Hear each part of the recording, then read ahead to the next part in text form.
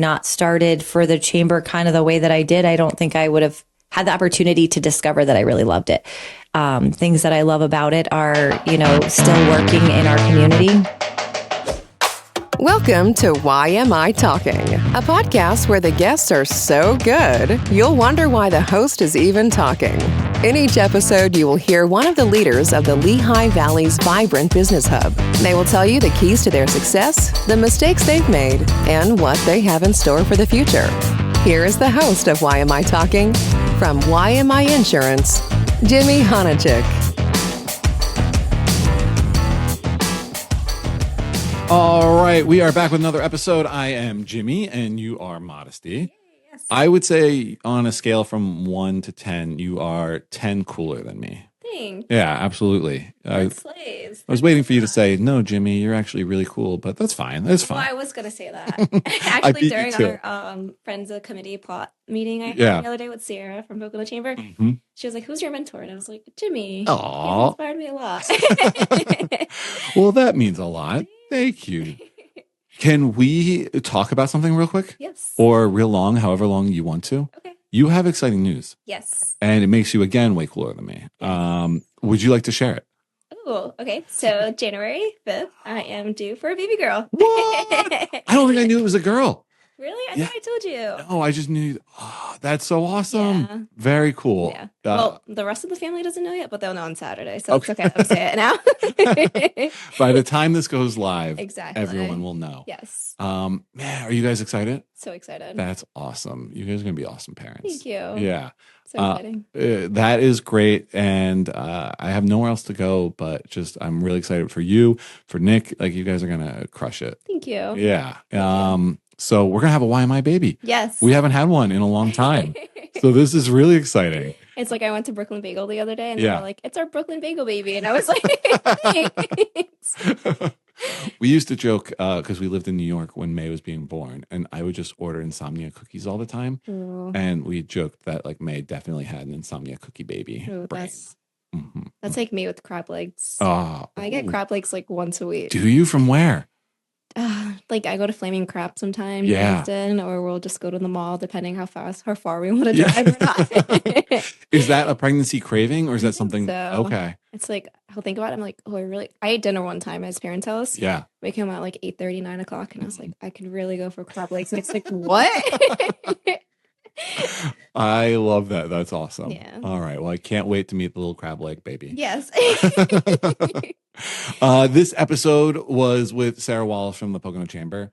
I love her. I do too. She's amazing. So sweet. This was the most time I've ever spent with her. Like, I know Sierra, and so I've spent time with her, but just like hearing Sarah's story and her love for the Poconos was really inspiring. Definitely. Yeah. So let's dive into that. Yes. It's the best. All right. Here is Sarah. Congrats to Modesty. Everything's awesome. Peace. Slay.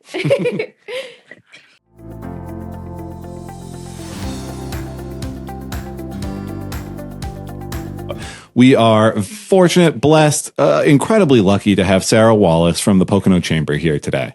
Thank you so much. I'm so excited to be here with you guys. You are truly like a gem for us here in the Poconos. Like, without you, I don't know what the Poconos would be like. You are everywhere all the time. You are doing so much for the Poconos and just making it a better place to live, to work. And thank you, thank you, thank you. That's so nice. Thank you. Yes. So talk to me about the Poconos. You are raised here, came here at the age of 2, I believe. Yes. So my parents moved here from New Jersey. We're one of those families. When I was 2, I have pretty much grown up here. My parents live in the West End in the same house. I went to Pleasant Valley for a couple of years. I went to a private school in Rosetto. So yeah, I've worked here. I've lived here. I've made a life here. Yeah. And let's talk about the work here that you did. So what was your first job? Did you go to college? Did you come out of college and take a job? How did you start into the workforce? So I dabbled with college. Okay. I ended up graduating high school and not feeling inspired to do anything. I wasn't driven in any particular direction. So my parents were like, well, if you're not going to go to college, you're going to get a job. Yeah. I ended up starting at a hotel in Jersey, didn't love it, ended up back here at ESSA as a part-time teller when I was 19. Wow. And ended a career of 20 years with them as the branch manager of their flagship location in Stroudsburg. So it was a wonderful, I actually didn't think that I was never going to not be at ESSA. I thought I would retire. The joke was, and if anybody's ever been into the Stroudsburg branch, it's kind of like a tunnel. So I started as a part-time teller, then I was down at the front by the reception, and then I worked my way back through each of the offices on the other side. Yeah. The branch manager's office is obviously the last one. And I was like, the next move is going to be into the parking lot when they bury me here because I retired from the bank. So, that was always a plan. I loved my banking career. I loved the company. But you just kind of never know where your journey takes you. And I was presented with an option. You head to the chamber. Talk to me about your transition from the bank to the chamber, and then I cannot wait to dive into all the good stuff the chamber's doing right now. Awesome. Same. So my relationship with the chamber started back in 2018 when I was a board member. I was asked to be on the board, and maybe not as young as I could have been, but was also the first young professional, like the chair for that committee. So I kind of started that as well. Yeah. Yeah, so that was fun, which was the Pickle Festival and all of those really cool things that we did. And then so I left ESSA in 2023, in June of 2023. I did a brief segue into real estate, segued right back out. It just wasn't the right fit. And you don't know something until you try it, right? So I tried it. I started the real estate thing in June of 2023. At that point, I was chair of the board. Wow. In October of that same year, 2 people left, and it left Sierra, who was there 5 months maybe. Oh my goodness. And you can't replace staff super quickly. We know how that goes, trying to hire, trying to get the right person, the right fit. So I said, well, at this point, I'm flexible. The real estate thing wasn't super busy. I can kind of help out and work for the chamber. I'll step down from my board chair position, and you guys can kind of just contract me for time and whatever you need until you hire someone. So I started that in October, and I was like, it's going to be 20 hours a week. It was definitely not 20 hours a week. It was a lot of nights, a lot of long days. It was probably more like 50 or 60 hours a week. But it sounds like, the chamber was almost on the ropes there, like down to Sierra. Yeah, the chamber has kind of, for those of you that are local to the Monroe County area, the chamber's been around for 1910. It's been around forever. Wow. And it did go through a period where there was some struggles to kind of, find our footing. In 2018, there was a partnership with Lehigh Valley that was developed to kind of help get us back on our feet. And we're super grateful for that partnership because it's helped put us to the point where we are today. And, that partnership looks different than it did back then. Yeah. We've become stronger. We, are standing on more of our own 2 feet and still relying on that partnership for member benefits and some staff resources and things like that. So very grateful for the Valley and all that they've done. But yeah, I think that as we've kind of found ourselves, there were some conversations in that 2023 when we had just Sierra, like taking on the hiring up in Pocono instead of maybe the Lehigh Valley doing those hirings, and trying to get the right people instead of just filling those holes.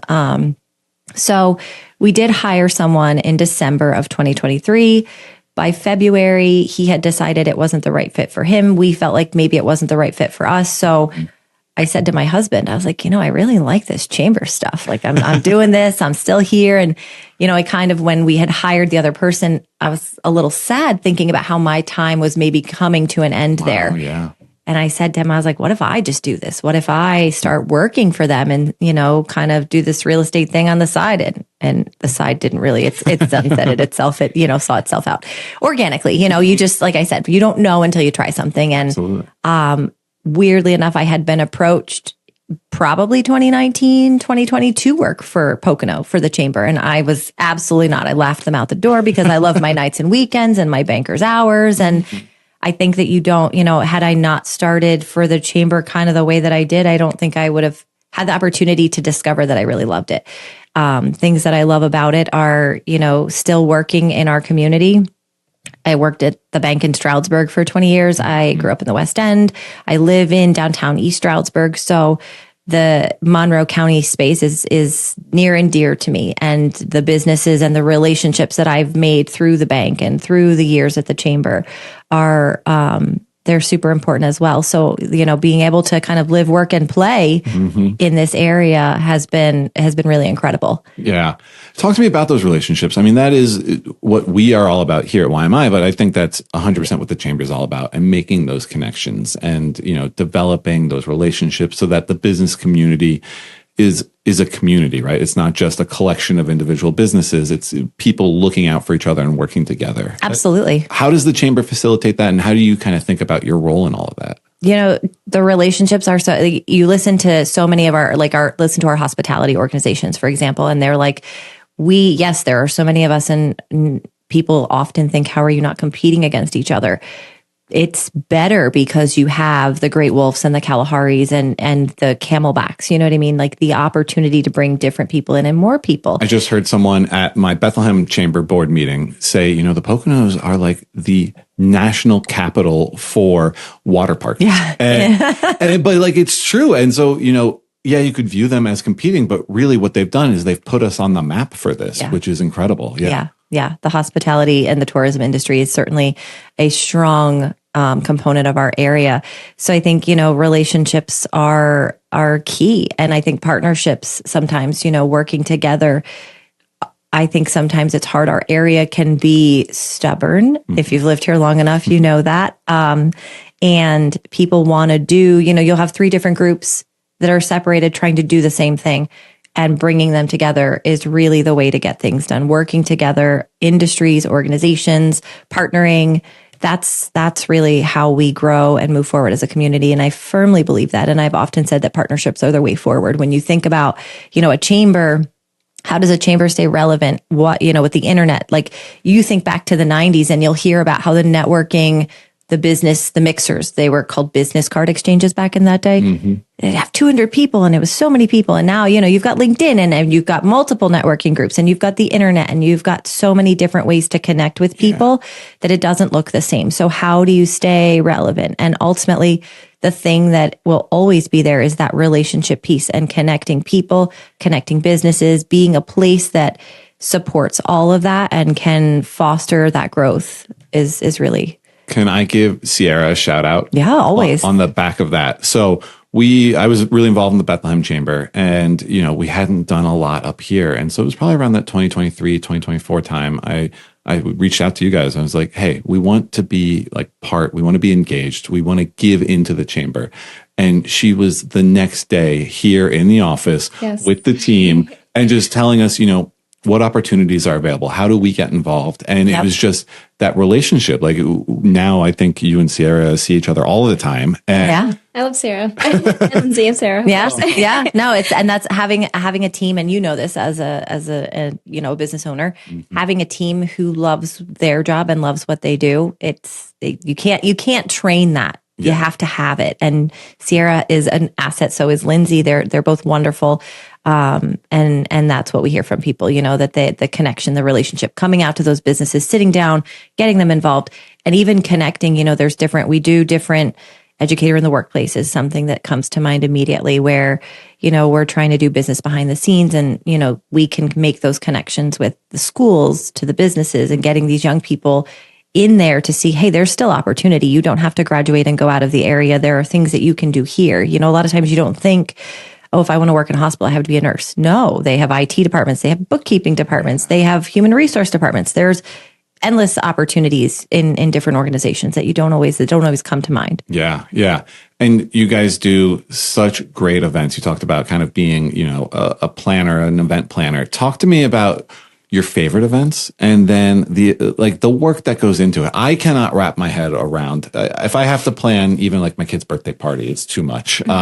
So how you guys are able to do this with, kind of the 3 of you. Small but mighty. Yes. Yes. It's long hours sometimes, but it is always worth it. And I don't know if I could isolate a favorite event.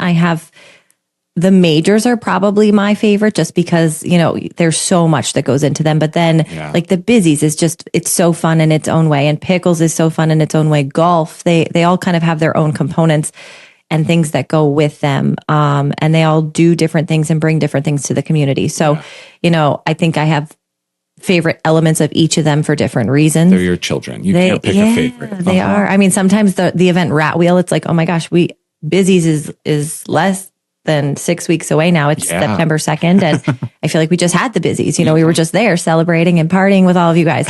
But can't wait. 20 years of celebrating that. And then like Pickles, we're on our seventh year of that. It's really cool to see how the events grow, how they change, how they continue to benefit our community in terms of, like the report to business and the legislative luncheon, and maybe the ones that are a little more boring, but very valuable in terms of what they bring, opportunities for people to hear from the legislators and the commissioners and different, like tourism and things like that are valuable information for everyone. I think that says something about me that I prefer those events. I must not be that cool. I get off on the nerdy stuff. No, it's all good. You got to have a little bit of everything.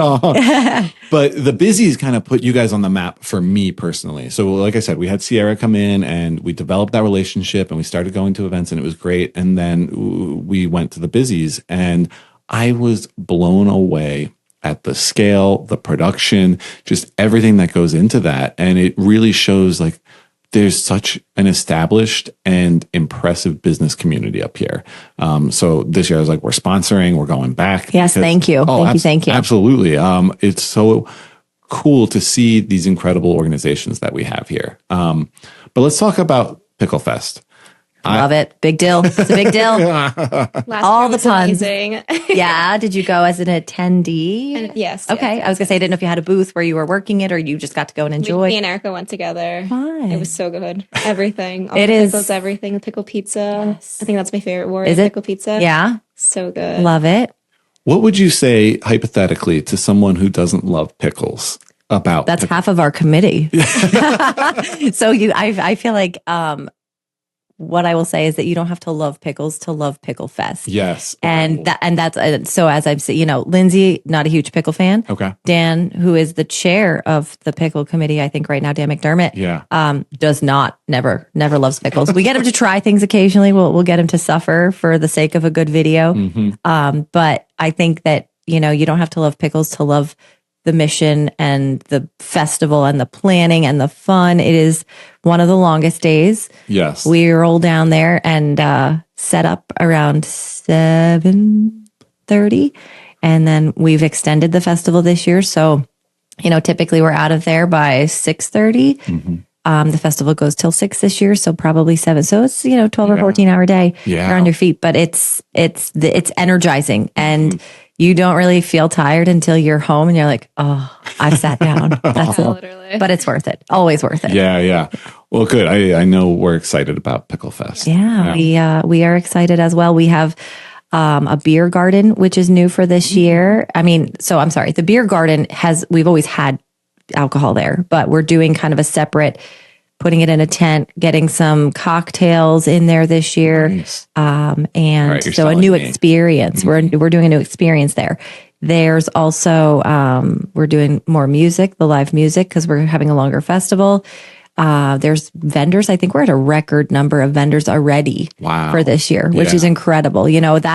I will say, having been a part of the very first festival and still being a part of it today, the coolest thing is to really see the growth. And I remember when we did the first one and it was 12 o'clock and we're like, oh, we hope people show up. And you turned around and there was a street that had a pretty good amount of people. And there was nothing more rewarding than like, oh, we did it. We did it. Yes, people showed up.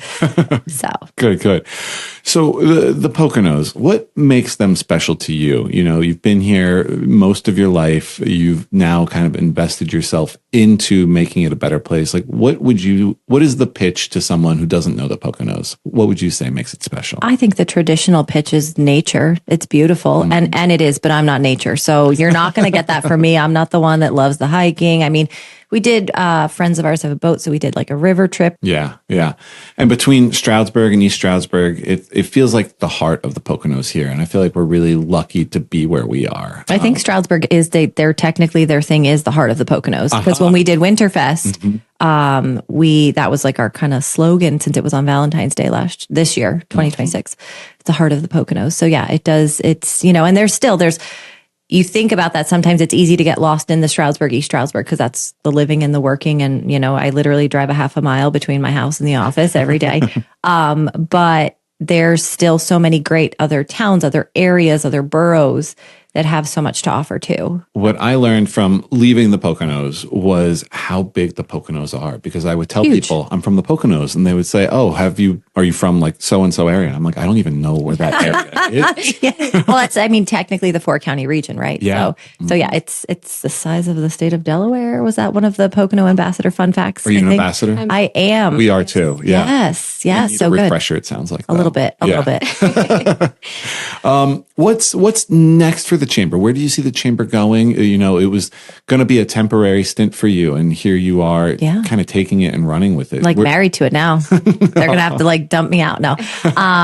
So the most recent big thing for the chamber was that we moved. We went from being, we had a building that was not a great fit for us that we sold in 2019. We moved into the Pocono Mountains Visitors Bureau. They were great landlords, gave us a space from about 2019 until 2026, which was phenomenal. But we now have relocated, and our office is on 112 Washington Street in East Stroudsburg. So, you know, we jumped the bridge, right, wrong, or indifferent. People have they have their opinions. Right. Mm-hmm. But we are in the old SAS, for those who are familiar, the old SAS Shoes location, which is a couple doors down from Rudy's. Yeah. Ironically, I can't get rid of ESSA because I am across from ESSA. Right. So there's still always that presence in my life. Mm-hmm. But yeah, so having this office that we can welcome people, welcome our members, we have a space to meet with them. We have, it's a beautiful location right there on a main street. So that's been exciting to give that opportunity to those that want to stop in.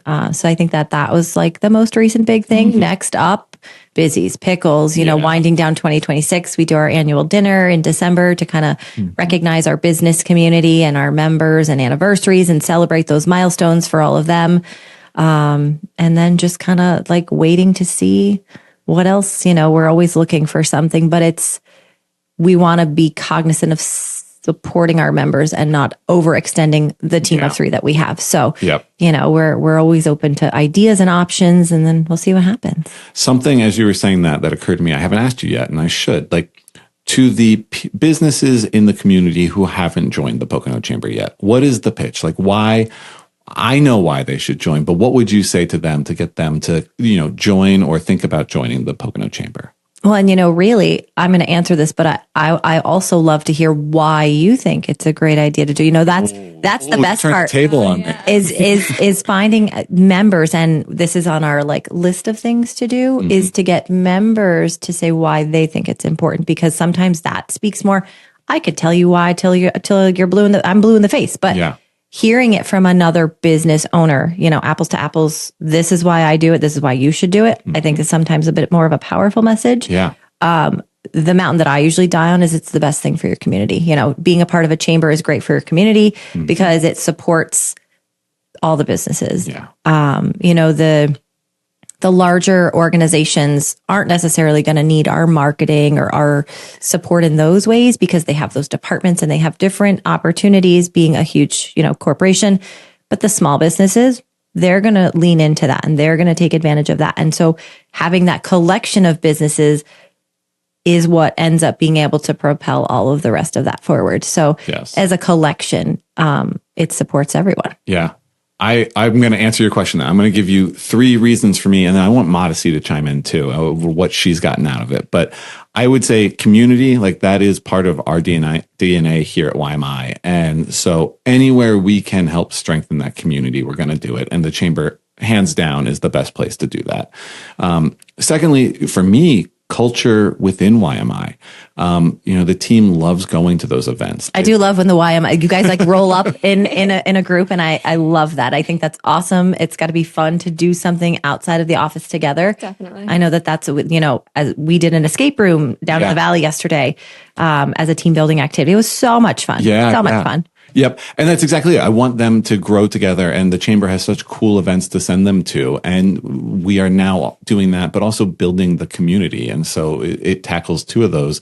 And then third, and selfishly, there's a return on your investment. And I realized this when, it's not just being a member. You have to go and be engaged. But when you do that, people see you as that member of the community and they want to come to you for the things that they need. And I think that goes for any business, not just insurance. Like if you're actively involved, people are going to seek you out and they're going to ask for you and look for you. And they will. And sometimes, I appreciate that you said that. And thank you for giving those 3 reasons. I think that's a powerful set of reasons why that, it's important to be a part of the chamber. But some people will join and then they're like 6 months in.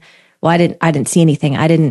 And you can't always, I remember at the bank, they would say, you got to plant the seed, right? You go on a business call. Somebody's not moving their $3 million next week. That doesn't happen that way. Yeah. You develop that relationship. You start by introducing yourself. And then the next time you see someone, you're talking a little bit more, or then you've met them out at another event and you're the person that comes to mind when they think of something that they need. Yes. It's not like I can say when someone joins, in 6 months, you're going to have 3 leads. It's not that kind of an organization. Correct. It's relationship driven and it's making sure that, you're working through some of the membership benefits as well. I can't just say, hey, this person, and some people want just the business listing. There's statistics out there that will show a member business, a chamber organization. If someone goes to a directory looking for something, they're going to be more likely to trust businesses that are part of a chamber than not. That's been something that, has been studied by people, whoever those people are. But so some people just want that listing, but then other people want to connect. And like you said, you see that ROI because people will think of you and they will come to you having gotten to know you at some of the events and different things like that. Yeah. So true. Because I feel like the connections we build, then we see all this like familiar faces. Like there was this one guy who does health insurance, and we get a lot of calls like that here. It's like, do you guys do health insurance? And we're like, no. But we've seen him at so many Pocono Chamber events where like he's given him like our card and his card and everything. We're like, oh, well, just call Ryan. Yeah. Ryan should know information. Absolutely. And then that's again the power of relationships. Exactly. Yeah.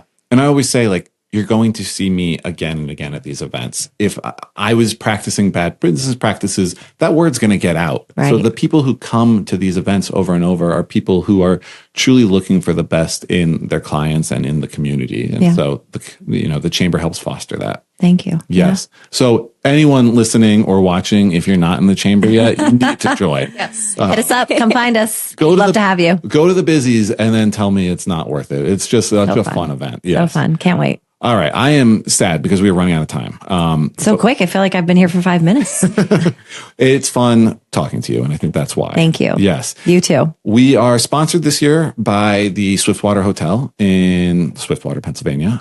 They're our season 4 sponsor. And so it's a great vacation. You could say it's the best vacation you could take in the Poconos. So we like to ask all of our guests, what's the best vacation you've ever taken? In the Poconos or anywhere? Anywhere. Oh, well.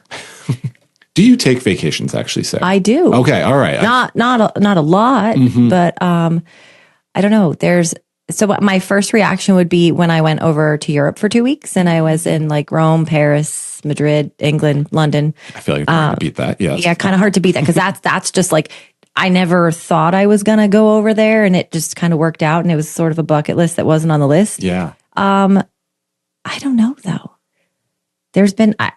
I have fond memories of all of the trips that I've taken. I like to go to cities.